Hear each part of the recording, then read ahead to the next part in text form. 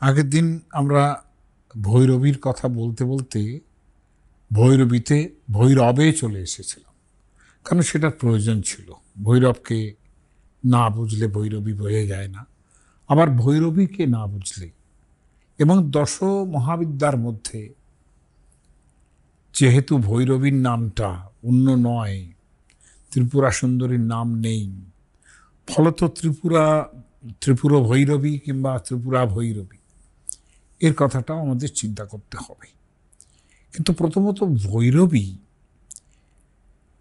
এর যে কত বিচিত্রতার স্বভাব, সেটা ভাবলে এবং বর্ণনা করতে গেলেও অবাক হতে হবে। ভৈরবী কি, আমরা যখন আমাদের যিনি আমাদের ডেভিড কিংসলে, তিনি তো ফিয়ার্স, দ্য ফিয়ার্স বলে ছেড়ে দিলেন। ভৈরব ফিয়ার্স, তিনিও ফিয়ার্স, সব ঠিক আছে।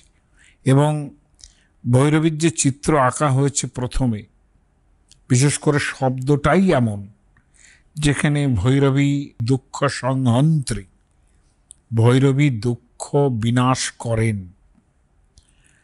যম দুঃখ বিনাশিনী। এবং যম যে দুঃখ দেন, অর্থাৎ ধরে নিতে হবে কর্মফলের মাধ্যমে যে আমরা সংসার দুঃখ পাই, সেটা তিনি নাশ করতে পারেন।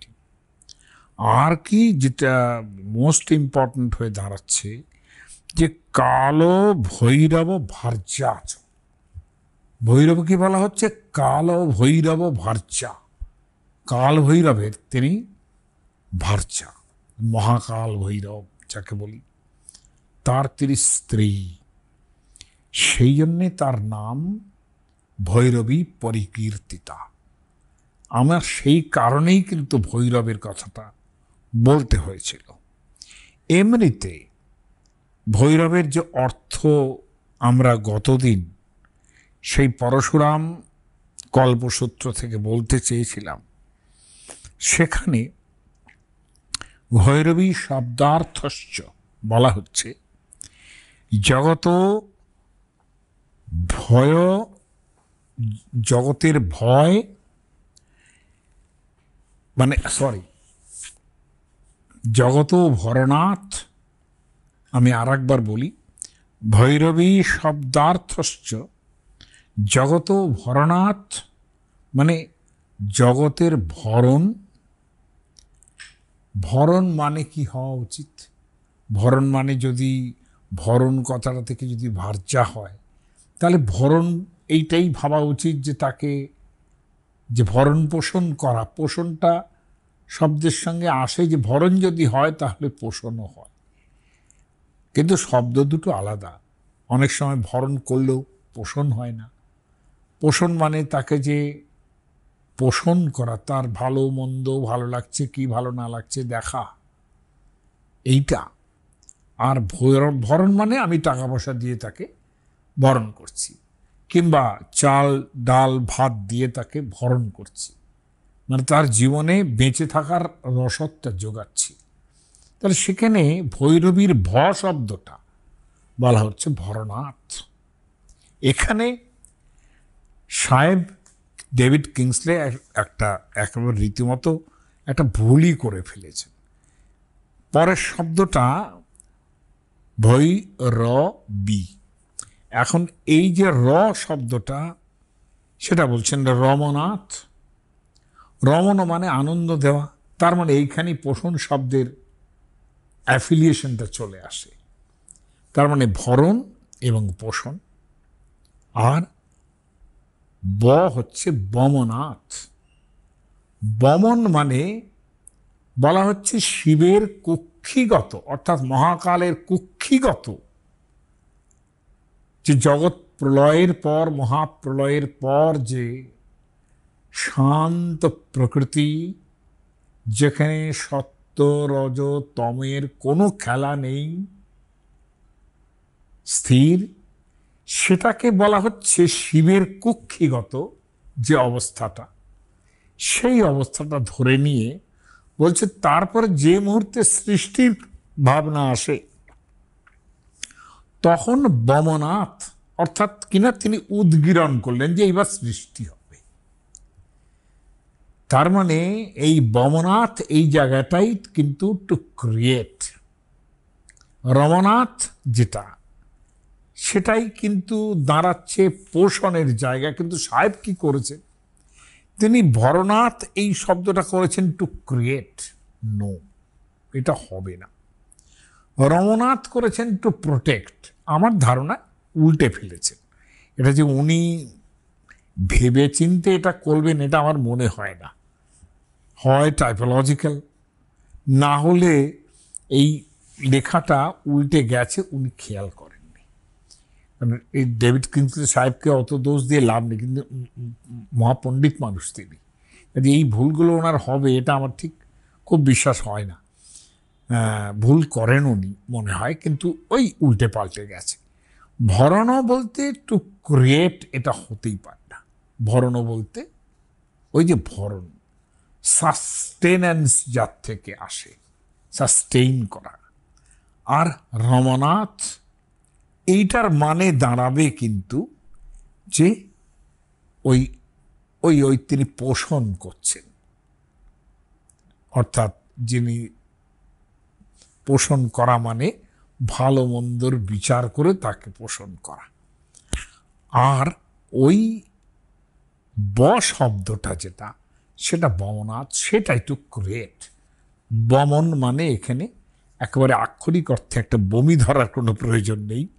কিন্তু এই যে ভৈরবীর ভাবনা করা হলো, এখানে কিন্তু সৃষ্টি স্থিতি লয়ের জায়গাটা তার উপরেই রাখা হলো, যেটা অনেক অন্যান্য দশম মহাবিদ্যার ক্ষেত্রেও সেটা রাখা হয়েছে।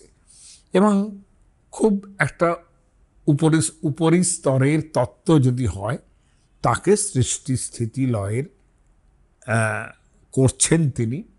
সেটা চণ্ডীকেও বলা হয়েছে, দুর্গাকেও বলা হয়েছে, শিবকেও বলা হয়েছে, বিষ্ণুকেও বলা হয়েছে।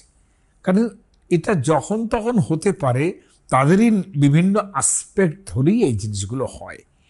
কিন্তু যেটা বলার ছিল যে ভৈরব, কাল ভৈরবের ভার্যা, এই ক্ষেত্রে তার একটা ফিয়ার্স রূপ, একটা ভয়ঙ্কর রূপ, এইটা কিন্তু আসে। এবং যেহেতু এই জিনিসটা কি বলবো, একটা ধ্বংসের জায়গা থেকে আসে, ফলে এইখানেই কিন্তু আমরা যে ভৈরবী শব্দটা একটু পরেই কিন্তু বলতে থাকবো, পুরোপুরি ভৈরবীর কথা বলতেই পারবো না। দেখবেন ত্রিপুর ভৈরবী বলছি, সম্পদপ্রদা ভৈরবীর কথা বলছি, ভুবনেশ্বরী ভৈরবীর কথা বলছি, এরকম করে রুদ্র ভৈরবীর একটা ব্যাপার আছে। তাহলে সেই রুদ্র ভৈরবীর যে চেহারাটা, সেটা ফিয়ার্স। এবং একমাত্র ভয়ের জায়গা ভৈরবীর ক্ষেত্রে এই যে একটা অদ্ভুত ধরনের, আমি বলবো অদ্ভুত ধরনের একটা contrast, the bundle of contradiction যাকে বলি, সেই জিনিসটা কিন্তু ভৈরবীর মধ্যে হয়ে দাঁড়াবে। ভৈরব বলতেই কিন্তু খুব ফিয়ার্স বোঝায়। এবং তাকে বারবার এক একটা জায়গায় যেভাবে বলা হচ্ছে, সেখানে শ্মশানকালী তাকেই বলা হচ্ছে, শ্মশানবাসিনী, কালী বলা হচ্ছে না, শ্মশানবাসিনী বলা হচ্ছে। এবং ভীষণ রকমের শ্মশান প্রিয় এই ধরনের কথাগুলো বলা হচ্ছে। এবং আর অন্যদিকে ফিয়ার্সের যে রূপ, সেটা শাক্তপ্রমোদ যে গ্রন্থটা, যেখানে প্রচুর পরিমাণ এই ধরনের প্রত্যেকটা দশমহাবিদ্যার একটা শতনাম সহস্রনাম উল্লেখ করা হয়েছে। সেখানে বলা হচ্ছে যে মাংসাহারা, মাংসের আহার তিনি গ্রহণ করেন, মাংস ধরা, মাংসকে ধারণ করেন, মাংসাশী, মাংস খান, মাংস ভক্ষিকা, ওই একই কথা কিন্তু দাঁড়াচ্ছে। আর কি, রক্তপানা, এই জায়গাটা ভয়ঙ্কর। রক্তপানা, রক্ত রুচিরা, রক্ত ভালোবাসেন এবং নিজেও রক্তা, তাকেও বেশ রক্ত বর্ণ শরীরের কথা ভাবা হতে পারে, অথবা রক্তা মানে ইনটক্সিকেটেড, এরকম অর্থ হতে পারে। রক্ত বল্লভা, যেটা রক্ত যার অত্যন্ত প্রিয়, তাহলে রক্ত পান প্রিয়াওয়ালা, রক্ত দেশা সুরক্তিকা। এই এতগুলো রক্ত দিয়ে শব্দ তৈরি করা হচ্ছে টু এক্সপ্রেস হার ফিয়ার্সনেস।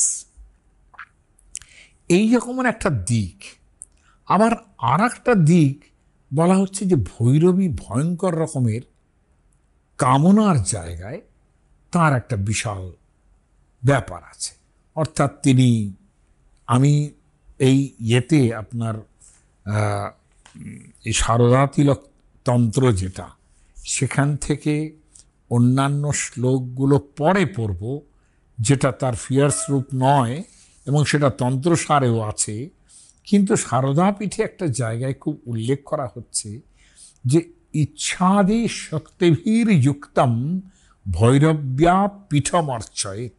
ভৈরবীর যে পীঠস্থান হবে সেখানে ওই ইচ্ছা, জ্ঞান, শক্তি ইত্যাদির যে তার দ্বারা সেই পীঠ অর্চনা করবে এবং সেখানে ইচ্ছা, জ্ঞানা, ক্রিয়া, ইচ্ছা এটা অনেকটাই ব্রহ্মভাবনার যেখানে সগুণ ভাবনা আসে, তখন ওই সীতাশ্বত উপনিষদের ওই কথাটা বলা হয় যে স্বাভাবিকই জ্ঞান বলক্রিয়া আছে। এটা তার মানে তার জ্ঞান, বল, ইচ্ছা এগুলো তার স্বাভাবিক শক্তি, কাজে এগুলো তার নেই, তিনি নির্গুণ, নিরাকার, নির্বিশেষ, এটা বলাটা উচিত নয়। সেই কারণে সীতাশ্ব উপনিষদের এই সূত্রটা ধরেই কিন্তু নির্গুণ ব্রহ্মকে সগুণত্বের দিকে নিয়ে যায়। ঠিক সেইভাবেই একেও কিন্তু এই নানান রকম বিশেষণ দিয়ে একটা ব্রহ্মস্বরূপা যিনি, তাকে কিন্তু নানান বিশেষণে ভূষিত করে আমরা সগুণত্বের উপাসনা করি। সেখানে বলা হচ্ছে ইচ্ছা, জ্ঞানা, ক্রিয়া পশ্চাৎ, তারপরে এইভাবে যদি তার পীঠ অর্চনা করে যদি পুজো আরম্ভ করি, তারপর পশ্চাৎ কামিনী কামদায়িনী, তিনি নিজে কামিনী, মানে in fact he loves, she loves desire. এটাই তো দাঁড়ায় কামিনীর মানে। কামিন মানে যার মধ্যে কামনা আছে, কামিনী মানে যিনি কামনা করতে চান। এই যে ব্যাপারটা, তার সঙ্গেই বলা হচ্ছে কামদায়িনী, তিনি কামনা দান করেন। এবং তার সঙ্গে সঙ্গে যেটা আশ্চর্য লাগবে যে একটা জায়গায় যেখানে আমরা মানে এইরকম পুজোর চল আছে যে মেনস্ট্রুয়াল ব্লাড কিংবা সিমেন এই সব দিয়ে তার পুজো করা, এরকমও কিন্তু ভাবনা করা হচ্ছে এই ভৈরবী প্রক্রিয়ার মধ্যে, ভৈরবীর উপাসনার মধ্যে। এটা আশ্চর্য লাগলেও এগুলো ঘটনা, কারণ তান্ত্রিক ভাবনায় এই যে ভাবনাগুলো আছে সেগুলোর সূক্ষ্মতা আমাদের পক্ষে সাধক ছাড়া, গুরু পরম্পরা ছাড়া এটা আমাদের পক্ষে ধরা সম্ভব নয়। কিন্তু যেখানে এটা বলা হচ্ছে, ওই যে আমি শাক্ত প্রমোদের, এবং সেটা অনেকেই ধরেছেন, আরও ডেভিড কিংসলে তো ধরেইছেন এবং আরও অনেকে ধরেছেন, রাজেশ দীক্ষিত থেকে আরম্ভ করে আরও বড় বড় পণ্ডিত যারা এদের নিয়ে কাজ করেছেন, তারা ধরেছেন এটা, যে সেখানে অদ্ভুত লাগবে তাকে বলা হচ্ছে কামপ্রিয়া, কাম করা, অর্থাৎ তিনি কাম ব্যবস্থা করতে পারেন, তার কামাঙ্গী, তিনি তার সমস্ত অঙ্গটাই কামাঙ্গী। অথচ উল্টো দিকে আবার কোথাও তাকে বলা হবে কোটরাক্ষী, অর্থাৎ চোখ যেন ভেতরে ঢুকে গেছে, সেটা তার ফিয়ার্সনেস বোঝানোর জন্য। কিন্তু এখানে কামপ্রিয়া, কাম করা, কামাঙ্গী, রমণী, রতি, রতি ইটসেলফ, রমণী মানে তিনি রমণ করেন, রতি প্রিয়া, তিনি রতি প্রিয়তার। যেমন একটু আগে বলছিলাম যে এই যে রক্তহারা, রক্তাহারা, রক্তপ্রিয়া, এই বলছিলাম, একইভাবে রতিপ্রিয়া, রতি রতি, অর্থাৎ রতিতে তার রতি আছে, রতি সেব্যা, রতিপ্রিয়া, রতির দ্বারাই তিনি সেবিত হন এই যে রতির মাধ্যমে সেবিত হন, রতি ভাবনা, যৌনতা, যৌন আচার এবং যৌনতার মাধ্যমে যে যে ফলগুলো ফলে সেইগুলোর কথা আর কি, এটা এই দেবীর মধ্যে পাওয়া যায়। এবং অথচ এটা ঘটনা যে যে যৌনতার কথা এখানে বলা হচ্ছে, সেই যৌনতা দিয়ে যে সাধক সাধনা করবেন, সেই সাধকের যদি তার গুরু পরম্পরা না থাকে, যদি তার এই তান্ত্রিক ভাবনাতে দীক্ষিত না হয়ে থাকেন, যদি সেই ভাব এবং ভক্তি না থাকে তাতে, তাহলে যে কোনো লোক যদি এইভাবে যৌনতার মাধ্যমে ভৈরবী সাধনা করতে যান, তাহলে তার বিপদ আছে, এটুকু বলে দিতে পারি। এবং তার কোনো ফলও নেই, লাভও নেই, বরঞ্চ ক্ষতিই হতে পারে। সেই দিকে যেন একেবারে অপরিশীলিত ব্যক্তি একেবারেই না যান। কিন্তু ঘটনা হচ্ছে যে এটার মধ্যে যে আছে এইগুলো, এই দেবী যে এই জিনিসের অধীশ্বরী কিংবা এইগুলো তিনি দিতে পারেন, এইটা বুঝে নেওয়ার দরকার আছে। হ্যাঁ, যেখানে আমি ওই যে কথাগুলো বললাম, রতিপ্রিয়া বলা থেকে নিজে পার্সোনিফাইড রতি এই যে বলা হচ্ছে, হ্যাঁ, এবং কামিনী, কামদায়িনী এই কথাগুলো বলা হচ্ছে, এটাই যথেষ্ট পরিমাণ মানে ইঙ্গিত করে যে তিনি এইভাবে, কেউ কেউ আবার বলছেন যে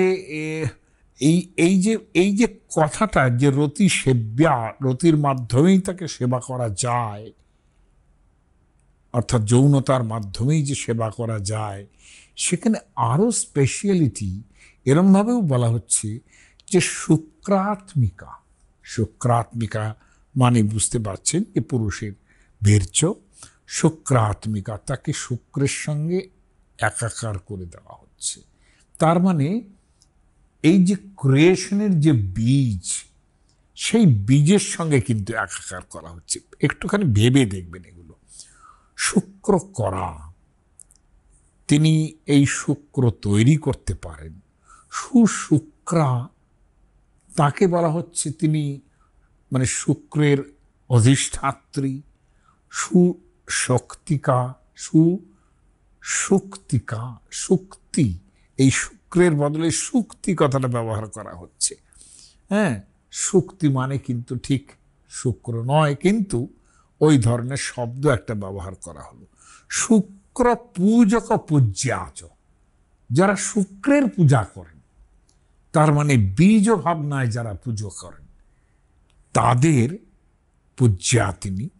শুক্র নিন্দক নিন্দকা, এবং শুক্রের যারা নিন্দা করেন তাদের তিনিও নিন্দা করেন। তাহলে এই জিনিসটা একেবারেই গূঢ় এবং গুহ্যতম সত্য, যেগুলো তান্ত্রিক সাধনার মধ্যে পাওয়া যাবে, যা আমাদের ব্যাখ্যা করার কোনো অধিকার নেই। আমরা শুধু এইটুকু বলতে চাইছি যে দেবীর দুটো রূপ আমরা এখানে পাই। সেটা একদিকে যেমন ওই ফিয়ার্সনেস, আর একদিকে ইনটক্সিকেশন, আর একদিকে সেটা মধ্যের জায়গায় হতে পারে, আর প্রেম, ভালোবাসা এবং যৌনতার মাধ্যমেও সেই ইনটক্সিকেশন হতে পারে। মানে সেটা চাওয়াও যায়, তার মাধ্যমে তাকে সেবাও করা যায়। তাহলে সে মাধ্যমে সেবা করলে সেটা তিনি নেবেন কি না, সেটা তো তার পরের কথা আসবে। আমার এই জায়গাতে থেকেই আমার নিজের ধারণা যে আমরা ভৈরবী তন্ত্রে একবার যাব, যা তন্ত্র সারে বলা আছে। সেখানে ভৈরবী একবার ডাইরেক্টলি ভৈরবীর কথা যেটা বলছেন, সেটা অসামান্য। সেখানে দেখবেন তার সঙ্গে সরস্বতী বিদ্যা বা জ্ঞানের কোনো তফাৎ নেই। এই যে বিচিত্র ভাবনা ভৈরবীর মধ্যে, এই ভাবনা কিন্তু ত্রিপুরা সুন্দরীর মধ্যেও আছে। আমি তার মধ্যে যাব না, কেননা ডাইরেক্টলি দশমহাবিদ্যার মধ্যে ত্রিপুরা সুন্দরীর নাম করা হয়নি। কিন্তু ভৈরবীর যে স্তোত্র, সেটা কতটা সুন্দর হতে পারে তন্ত্রসার যা উচ্চারণ করছেন, স্তুত্যানয়া ত্বম ত্বাং ত্রিপুরে, প্রথমেই আরম্ভ করছেন ত্রিপুরা দিয়ে। এই ত্রিপুরা কখনো জ্ঞান মানে শিব, বিষ্ণু, মহেশ্বর, আর অনেক রকমভাবে ত্রিপুরা শব্দের ব্যাখ্যা করা হয়েছে। আমি অন্যান্য জায়গায় ত্রিপুরাকে জ্ঞান বলার চেষ্টা করেছি। স্তুত্যানয়া ত্বং ত্রিপুরে, তাহলে আমি স্তুতি করছি ভৈরবীর, ডাকা হচ্ছে, সম্বোধন করা হচ্ছে ত্রিপুরে বলে। এটা খেয়াল করুন, ত্রিপুরা সুন্দরী ব্যাপারটা আসে নাকি এটা বুঝে দেখুন। স্তস্যে হৃষ্ট, তোমাকে যে তোষণ করার চেষ্টা করছি, স্তব করার চেষ্টা করছি, আমার অভীষ্ট ফলাপ্তয়ে, আপ্তি মানে প্রাপ্তি। হ্যাঁ, ইয়া ব্রজন্তি তাং লক্ষ্মী মনুজা সুরপ পূজিতাম। মানুষ এই স্তুতি করলে পরে লক্ষণীয় কি পাচ্ছেন? লক্ষ্মী, অর্থাৎ ধনৈশ্বর্য ইত্যাদি তারা পাবেন। ধনৈশ্বর্যকে একটা জায়গায় এখানে দেওয়া হলো, খেয়াল করে দেখুন। কিন্তু তারপরেই যখন স্তুতিটা আরম্ভ হচ্ছে, বলছেন অসম্ভব সুন্দর, কিন্তু ব্রহ্মাদয় স্তুতি শতৈরপি সূক্ষ্ম রূপাম জানন্তি নৈব জগদাদি মনাদিমূর্তি। যে ব্রহ্মা, বিষ্ণু, মহেশ্বর, তারা শত শত স্তুতি করেও তোমার যে সূক্ষ্ম রূপ তা জানতে পারে না। কেন? তুমি জগৎ আদি এবং অনাদি মূর্তি। তার মানে তিনি আদ্যাশক্তি এবং অনাদি মূর্তি, অথচ তার কোনো আরম্ভ নেই, শেষ নেই, মধ্য নেই। অনাদি মধ্যান্তম অনন্ত বীর্যম, যেভাবে আমাদের গীতাতে বিশ্বরূপ দর্শনে বলা হয়েছে। তস্মাদ বয়ম কুচনতাম নবকুঙ্কুমাভাং নবকুঙ্কুমাভাম স্থূলাং স্তুম সকল বাংময়মাতৃভূতাম। লক্ষ্য করুন, সকল বাংময় মাতৃভূতাম, সমস্ত যে বাংময় অর্থাৎ কথা, শব্দ, তার মাতৃস্বরূপা তুমি। বলছি তুমি কুচভার নম্রা, এটুকু তো দৈহিক বর্ণনা, কিন্তু সেখানে নবকুঙ্কুমের আভা তোমার গায়ে, এবং স্থূলাম, লক্ষণীয় এই স্থূলা কিন্তু মোটা নয়। এটা ভাবার কোনো কারণ নেই তুমি খুব মোটা, তোমাকে স্তব করছি, তা কিন্তু নয়। তার মানে এই ভৈরবী, প্রথমে কি বলা হলো যে ব্রহ্মাদিরাও জানেন না তোমাকে অতি সূক্ষ্ম রূপা, কিন্তু তোমার একটা স্থূল ভাবনা, আমরা একটা সাকার ভাবনা করার চেষ্টা করছি, এটাকে স্থূল। এখানে স্থূল মানে কিন্তু মোটা টোটা নয়। হ্যাঁ, স্থূলাং স্তম সকল বাংময় মাতৃভূতা, সরস্বতী এসে যাচ্ছেন বারবার এখানে, তাই আসবেন। দেখুন, সদ্য সমুদ্রত সহস্র দিবাকরাভ্যাম, এই যেন ভগবদ্গীতায় সেই যে আছে না, যে দেবী সূর্য সহস্রস্য ভবেদ যুগপদুত্থিতা। একবার যদি সমস্ত 1000 সূর্য যদি একবারে আকাশে ওঠে, তাহলে যে তার চেহারা হবে, সেই রকম সদ্য সমুদ্রত সহস্র দিবাকরাভাম, সহস্র দিবাকরের মতো। আর বিদ্যাক্ষ সূত্র বরদা ভয় চিহ্ন যুক্তা, বিদ্যাক্ষ সূত্র বরদা ভয় চিহ্ন হস্তা। তুমি কিরকম, তোমার হাতে বিদ্যা অর্থাৎ বিনা পুস্তক ইত্যাদি থাকতেই পারে, অক্ষসূত্র, অক্ষসূত্র মানে সেই অক্ষসূত্র যা ব্রহ্মার অনারে আলটিমেটলি সরস্বতী তার উত্তরাধিকার পান, সেই অক্ষসূত্রের মালা তার হাতে। তিনি বরদা, এবং অর্থাৎ বরদা ভঙ্গিতে আছেন, এবং অভয় চিহ্ন হস্তাম, এক হাতে বরদা মুদ্রা আর এক হাতে অভয় মুদ্রা। তাহলে এই যে বিদ্যাক্ষ সূত্র, খেয়াল করে দেখুন, এই যে সরস্বতীর যে চেহারা, পুরাণে কিন্তু গায়ত্রীরও এই চেহারা, সরস্বতীর এই চেহারা, সেটা ভৈরবীর চেহারার মধ্যে আসছে। কমণ্ডলুম তীর্থপূর্ণম অক্ষমালাঞ্চ বিভ্রতি, এই হচ্ছে গায়ত্রীর চেহারা। যে অক্ষমালা কমণ্ডলু হাতে আছে, তীর্থপূর্ণ মানে তীর্থ জল তার মধ্যে আছে, জলপূর্ণ একটা কমণ্ডলু, তার সঙ্গে অক্ষমালা। তাহলে এই অক্ষমালার কথাটা যখনই আসে সঙ্গে সঙ্গে কিন্তু সরস্বতীর সঙ্গে তার একাত্মতা তৈরি হয়।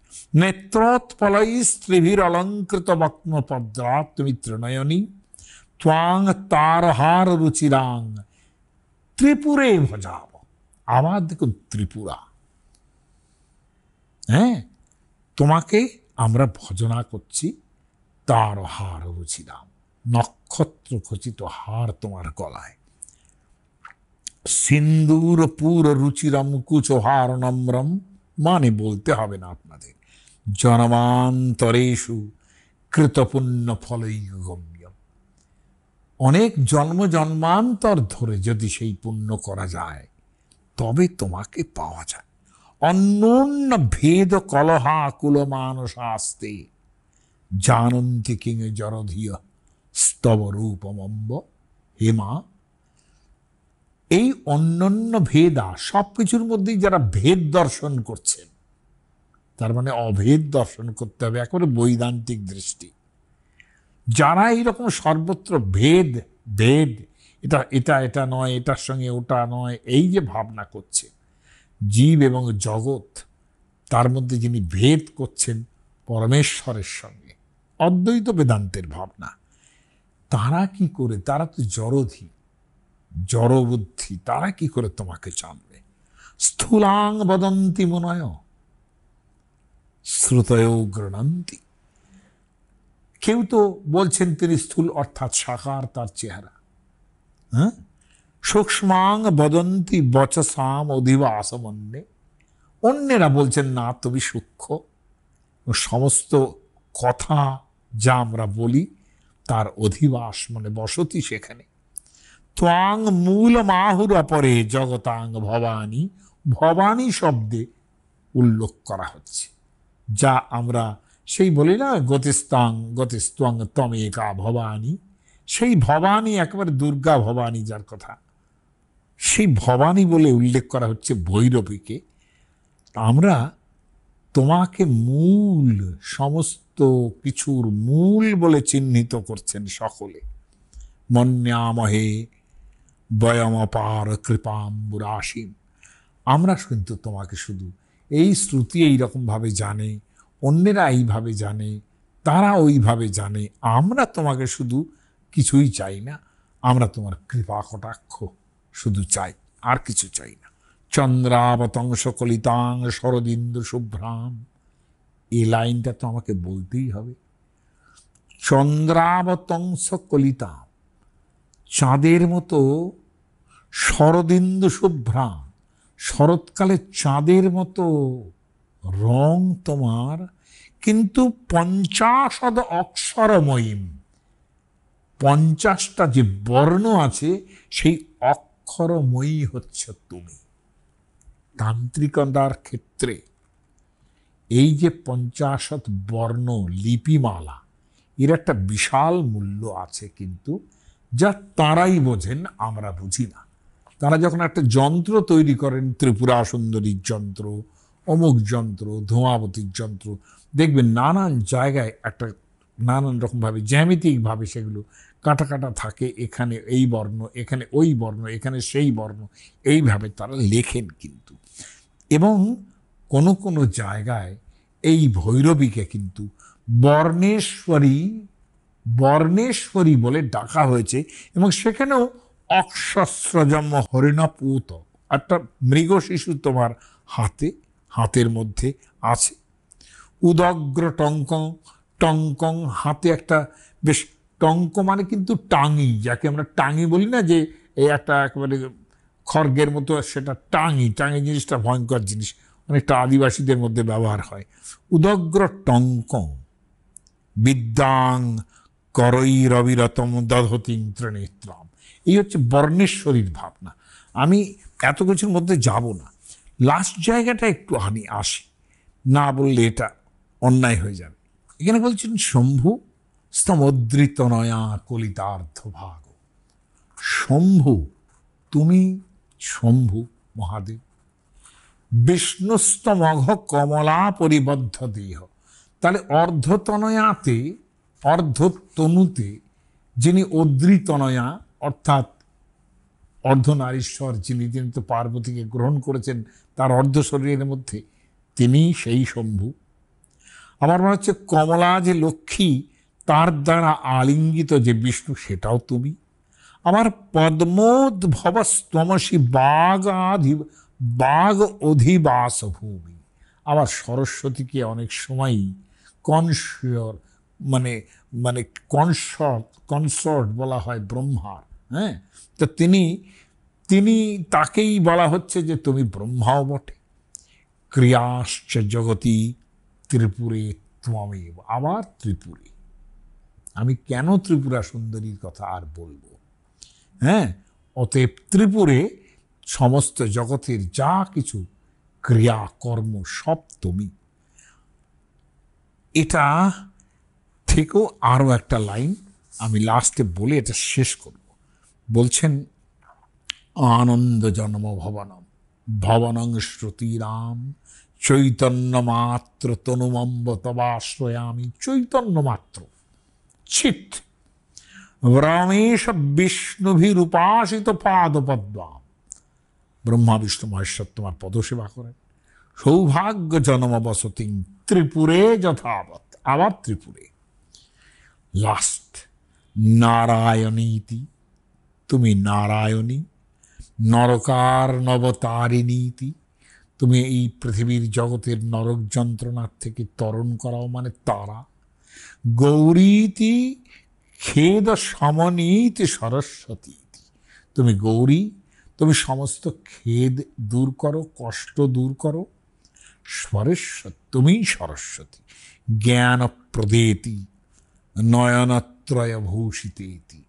জ্ঞান প্রদেতি, তুমি জ্ঞানপ্রদ এবং ত্রিনয়নী। ত্বাম অদ্রিরাজতনয়ে বহুধা ভজন্তি। হে অদ্রিরাজতনয়া, একেবারে পার্বতী দুর্গার সঙ্গে তাকে একাকার করে দেওয়া হলো। এবং লাস্টে যেখান থেকে আমি বলছি, তন্ত্রসার বলছেন ইতি ভৈরবী তন্ত্রে ভৈরবী স্তবরাজ সমাপ্ত। তাহলে এতক্ষণ ধরে কার স্তুতি করলাম? ভৈরবী। এবারে বলি যে এই ভৈরবী অনেক ভাগে ভাগ করা হয়েছে। কুব্জিকা তন্ত্র, যেখানে তার মতে এই যে প্রথমেই আমরা যেটা বলেছি যে ভৈরবী দুঃখ সংহার করেন, দুঃখ নাশ করেন, এবং যমেও দুঃখ বিনাশিনী। যম যে দুঃখ দেয় সেটাও তিনি নাশ করতে পারেন। সেখানে এই ভৈরবীর কথা বলতে বলতেই কিন্তু ওই ত্রিপুর ভৈরবীর কথা এসে যাবে। এবং ত্রিপুর ভৈরবী স্তোত্রের মধ্যে সেই সুন্দরী স্তব যেটা, সেখানে ব্রাহ্মী, রৌদ্রী এবং বৈষ্ণবী এই তিন শক্তি আছে বলে তাকে ত্রিপুরা বলা হচ্ছে। আমি একটু আগেই ব্রহ্মা বিষ্ণু মহেশ্বরের কথা বলেছি। ত্রিপুরা কেন বলা হয় বলেছি, নারায়ণীতি ইত্যাদি ইত্যাদি শ্লোকে। প্রপঞ্চ সার যে তন্ত্র, সেখানে বলা হচ্ছে যে দেবী অম্বিকা ব্রহ্মা বিষ্ণু শিব এবং ত্রিমূর্তি সৃষ্টি করেছেন তিনি, সেই জন্যেই তাকে ত্রিপুরা বলা হয় এবং তাকে ত্রয়ীময়ী বলা হয়। দেখুন, ত্রয়ীময়ী শব্দটা দুটো অর্থ হতে পারে। এক হচ্ছে ভাগবত পুরাণে যেরকম নাকি, এটা কোথায় আছে মনেও নেই, ত্রয়ীময়ায় ত্রিগুণাত্মনি নম, যে ত্রয়ীময়। সেখানে ত্রয়ীময় মানে কিন্তু সামর্গ জয়ুর বেদাস্ত্রয়স্ত্রয়ী। অনেক সময়ই বলা হয় যে বেদ হচ্ছে তিনটে, অথর্ব বেদের মধ্যে খানিক অবিচার টবিচার আছে বলে বেদ হিসেবে অনেকে অতি প্রাচীনকালে ধরা হতো না। স্বয়ং কৌটিল্যের অর্থশাস্ত্রও ধরেনি সেটা। তারা তিন বেদ ধরেছেন, সাম, ঋক এবং যজু। তাহলে এই যে তিন, এটাকেও ত্রয়ী বলা হয়। মনুসংহিতা আন্নেক্ষী ত্রয়ী বার্তা ইত্যাদি ইত্যাদি শব্দ উচ্চারণ করেছেন। তাহলে তিনি ত্রয়ীময়ী এরকমভাবে বলা হচ্ছে। এবং প্রলয়কালে তাহলে তিন, প্রলয়কালে ত্রিলোক পূর্ণ করে অবস্থান করেন। প্রলয় যখন হয় তখন তিন ভুবন অর্থাৎ স্বর্গ, মর্ত্য, পাতাল, এই তিনটে পূর্ণ করে তিনি অবস্থান করেন। তিনি প্রকৃতি। হ্যাঁ, এই জন্য তার নাম ত্রিপুরা। ত্রিপুরা শব্দের অনেকগুলো অর্থ কিন্তু বলা হলো। এবং তার যে চেহারা, ওই সহস্র উদীয়মান সূর্যের মতো তার কান্তি, তার গায়ের রং, তার পরিধানে রক্তবর্ণ একটা সৌমবাস, পাটের ধরনের কাপড়, গলায় কিন্তু মুন্ডমালা, দেবীর পদধর, তার মধ্যেও রক্তচন্দনের ছিটে সমস্ত, তার হাতে জপবটি অর্থাৎ শাস্ত্র গ্রন্থ, এবং জপবটি মানে ওই ওই যে রুদ্রাক্ষ তাও হতে পারে। আর অভয় মুদ্রা, বড় মুদ্রা, একটাতে অভয় দিচ্ছেন আর একটাতে বর দিচ্ছেন। তার শ্লোকটা উচ্চারণ করতে পারতাম, মানে উদ্যত ভানু, আমি অনেক অনেক শ্লোক উচ্চারণ করে ফেলেছি বলে আর এটা বলছি না, কারণ তাতে সময় অনেক লেগে যাবে। লাস্টে আছে মৃদু হাসিনী, সেই দেবীর বন্দনা করি। হ্যাঁ, দেবীং বদ্ধ হিমাংশু রত্ন মুকুটাম বন্দে সমন্দস্মিতাম। এই দেখবেন যে আমাদের মল্লিনাথের টিকায় মন্দস্মিতৈর নিন্দিত শারদেন্দু এরকম আছে, যে এই যে মন্দস্মিত, আশা সুরাশি ভবদঙ্গ বলে সব বলে একটা শ্লোক আছে, সরস্বতীর জায়গা। কিন্তু মন্দস্মিতৈর নিন্দিত শারদেন্দু, এই যে শব্দগুলো, সে ঠিক সেটাই চলে এলো বন্দে সমন্দস্মিতাম। এই মন্দ হাসিনী, মৃদু হাসিনী দেবীকে আমরা বন্দনা করি। ভুবনেশ্বরী ভৈরবী, এই আর এক ভৈরবী। ভৈরবীর আর একটা চেহারা, সেখানে তার যে মেরুতন্ত্র, সেখানে বলা হচ্ছে তার যে ধ্যান মন্ত্র, আমি সংস্কৃতের মধ্যে যাচ্ছি না, সেটা ভুবনেশ্বরীর ভৈরবীর যে রূপ, সেটা জবা কুসুমের মতো, জবা ফুলের মতো, এবং মানে আর দাড়িম আছে না, আমরা যেটাকে ডালিম বলি, হ্যাঁ সেই রকম তার বর্ণ। তার মাথায় জটাজুট থাকবে এবং তাতে একটা চন্দ্রকলা শোভা পাচ্ছে এই রকম। আর ত্রিনয়নী, তার যে পরিধান বস্ত্র, সেখানে সেটা রক্তবস্ত্র এবং নানা অলঙ্কারে ভূষিত। তিনি পীনোন্নত স্তনী বটে, তার হাতে পাশ, অঙ্কুশ আর বড় মুদ্রা, অভয় মুদ্রা। এই মঙ্গলময়ী দেবী, তাকে ভুবনেশ্বরী ভৈরবী বলছি। দেখুন, খুব যে অন্যরকম বেশি কিছু হচ্ছে না, কিন্তু একটু একটু। আর একরকম ভৈরবী দেবী, তার কি সম্পদপ্রদা। জ্ঞানার্ণব তন্ত্রে বলা হচ্ছে যে ত্রিপুরা সুন্দরীর কথা বলা হচ্ছে, যেমন ত্রিপুরা ভৈরবী, তেমনি তার আর একটা নাম সম্পদপ্রদা। আমার সাধারণভাবে নাম শুনে মনে হয় তিনি সম্পদ দান করেন। সম্পদপ্রদা ভৈরবীর যে ধ্যান মন্ত্র, সেখানে দেবীর রক্তবর্ণ, সহস্র সূর্যের মতো চার চন্দ্রকলা, রক্ত মুকুট ইত্যাদি, খুব যে একটা গলাধরুধির, অর্থাৎ গলা থেকে মানে মুন্ডমালা যেটা রয়েছে, সেখান থেকে মানে উপচে পড়ছে রক্ত, এইরকম তার ত্রিনয়ন ইত্যাদি সব আছে। অন্য সবগুলোই প্রায় একরকম, ওই হস্তমুদ্রা, অভয় মুদ্রা, বড় মুদ্রা ইত্যাদি সব আছে।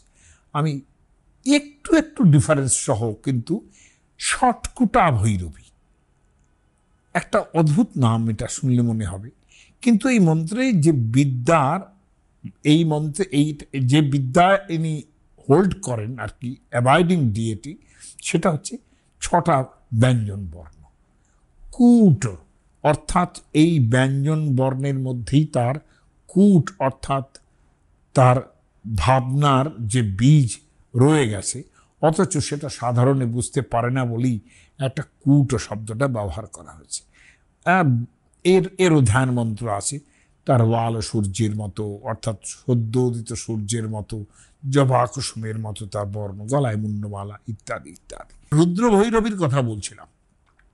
হ্যাঁ, এখানে চন্দ্রচূড়া, তিনি চন্দ্রচূড় মানে যেরকমভাবে শিবের আছে সেটাকেই যেন উত্তরাধিকারে পাচ্ছেন ত্রিলোচনা দেবী। তিনি সহস্র সূর্যের মতো উদীয়মান, যেটা আমি একটু আগে বলেছি। সেই তিনি সমস্ত শত্রু বিনাশ করতে পারেন। সেই ফিয়ার্স গড, যে তার গলায় যে মুন্ডবালা তার থেকে রক্ত ঝরছে, এটা কিন্তু আমি আগে বলবার চেষ্টা করছি, তার ফিয়ার্সনেসটা বলবার চেষ্টা করছি নানান রকম জায়গা থেকে। আর একটা রূপ হচ্ছে অন্নপূর্ণা ভৈরবী। হ্যাঁ, জ্ঞানার্ণব তন্ত্র, সেখানে তিনি তপ্ত কাঞ্চন বর্ণা এবং ওই পরিধানে কুমকুমের মতো রক্তবর্ণ বস্ত্র ইত্যাদি সব আছে। হ্যাঁ, এবং এখানে একটু মানে মানে মানে দুগ্ধধবল পঞ্চবক্ত্র, এই 5টা মুখ, ত্রিলোচন, প্রসন্নবদন, নীলকণ্ঠ, মানে ব্যাপারটা হচ্ছে শিব যিনি, তাকে মানে অবিরাম নৃত্যশীল দেখছেন তিনি। পঞ্চবক্ত্র কিন্তু দেবী নন, এই যে পঞ্চানন শিব এবং প্রসন্নবদন যে নীলকণ্ঠ, তাকে দেখে তিনি যে আনন্দ পাচ্ছেন, এই আনন্দময়ী যে রূপ, তার সানন্দ চঞ্চল চক্ষু, তার অসম্ভব সুন্দর চেহারা অ্যান্ড ফিগার, সমস্ত কিছুর বর্ণনা রয়েছে। তিনি নিত্য অন্নদান করছেন এবং একই সঙ্গে ভূমি এবং শ্রী। ভূমি মানে আমাদের অর্থশাস্ত্র বলেছে যে তুমি অর্থ বলতে কি বোঝো? অর্থ বলতে বোঝো যে আমাদের যে মানে হিরণ্যবতী ভূমি, অর্থাৎ আপনি টাকা পয়সা ধনৈশ্বর্য এবং জমি, এই হলো অর্থ। অর্থ শব্দের এই অর্থ। শ্লোকটা একটু লাস্টে বলে দিয়ে আর তো বেশি বলার থাকবে না, যে সেই যে শিবকে, নৃত্যরত শিবকে দেখছেন, তাতে তার আনন্দ হচ্ছে।